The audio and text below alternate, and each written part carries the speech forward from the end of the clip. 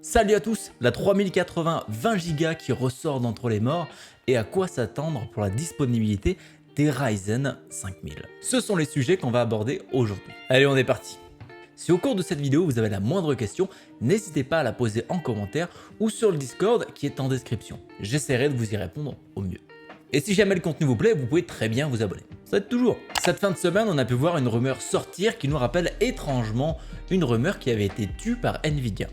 La 3080 20 Go. Mais cette fois-ci, elle revient depuis les morts, plus forte que jamais, sous une nouvelle forme. A voir du coup quand est-ce que la version Ultra Instinct sortira sur cette carte.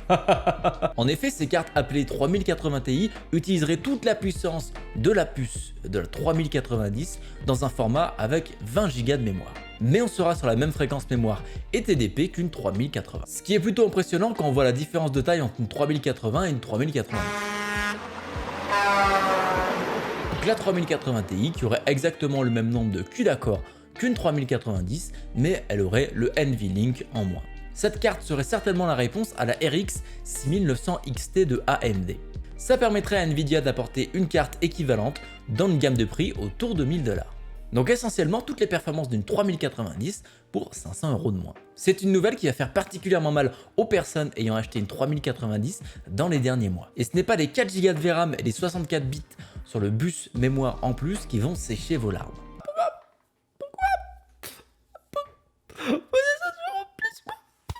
Concernant ces rumeurs, c'est Copit qui l'a lancé. Et si vous ne connaissez pas cette personne, eh bien c'est tout simplement un compte Twitter qui a gagné une bonne réputation en donnant des leaks solides sur ces derniers mois. Donc un compte avec beaucoup de crédibilité qui pourrait nous indiquer que c'est quelque chose qui va réellement arriver. Mais ça, seulement le temps nous le confirmera. Mais ça pourrait être aussi Nvidia qui essaye de lancer de fausses informations pour trouver la source de ces leaks. Ou peut-être lancer une nouvelle hype qui nous évitera de penser à une 6900 XT.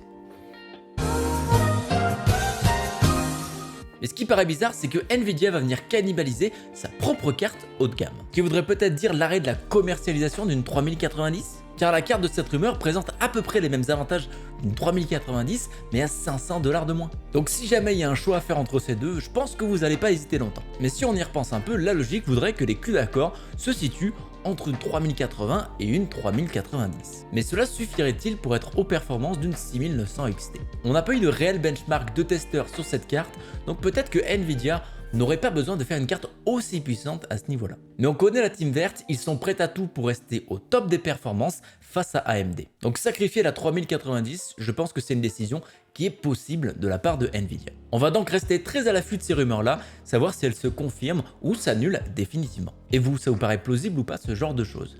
N'hésitez pas à mettre votre petite théorie en commentaire.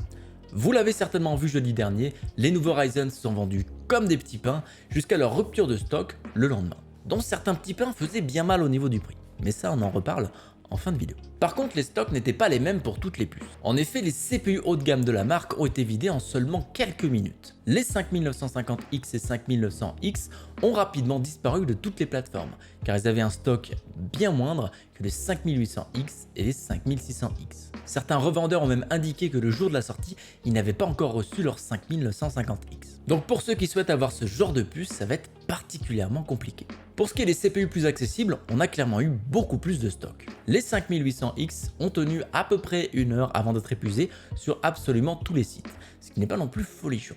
Par contre, les 5600X, quant à eux, ont tenu pratiquement 24 heures avec la mention en stock. Chose qui est assez rare en 2020 pour le souligner aujourd'hui. Oh là là, tout ne s'est pas vendu en quelques minutes. Quel bonheur! Cette année me donne la gerbe décidément.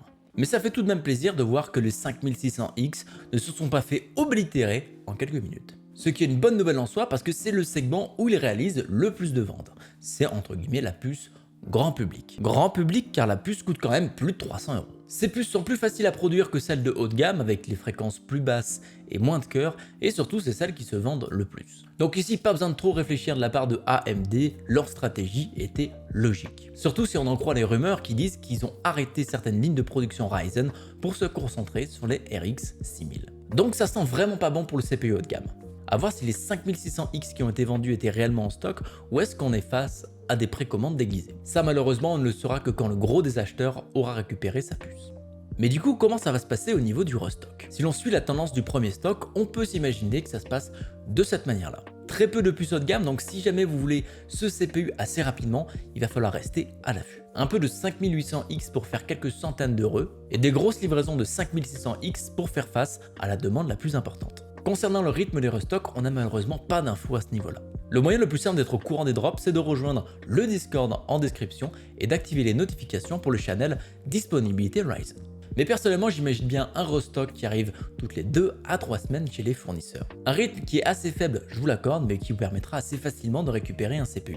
Mais gardez en tête que ce ne sont que des spéculations à partir des informations qu'on a eues sur le premier stock qui a été envoyé aux fournisseurs. Les puces haut de gamme seront en plus grande disponibilité quand la demande pour le 5600X sera retombée un petit peu. Et si vous comptez vous acheter un Ryzen 5000, je vous conseille d'aller voir notre petite vidéo qui récapitule ce qu'il faut savoir avant de les acheter. Ça vous évitera peut-être de faire quelques petites bêtises. Donc à voir dans les prochaines semaines, mais vous pourriez avoir une vidéo fâchée tout rouge qui arrive si les stocks sont dans le même état que ceux des RTX 3000. En parlant de cartes graphiques, les RX 6000 seront elles aussi très justes au niveau du stock. AMD l'a annoncé il n'y a pas très longtemps, donc si vous voulez ce genre de carte, il va falloir vous battre à l'aide de votre F5. Parlons rapidement du prix. On sait que ces CPU-là ont pris une cinquantaine d'euros, ce qui est dommage, mais qu'on ne pourra pas forcément changer malheureusement. Mais ce que je peux vous donner, c'est les prix auxquels vous devriez les acheter. Comptez 306 € pour un 5600X, 460 € pour un 5800X, 562 € pour un 5900X et 818 € pour un 5950X. À 20 € près, c'est le prix dans lequel vous devriez trouver et acheter ces CPU. Car si vous achetez au-dessus, ça reste du vol là, un petit peu du vol là. Vraiment un tout petit peu. Et surtout, ne les prenez pas sur eBay ou sur le bon coin.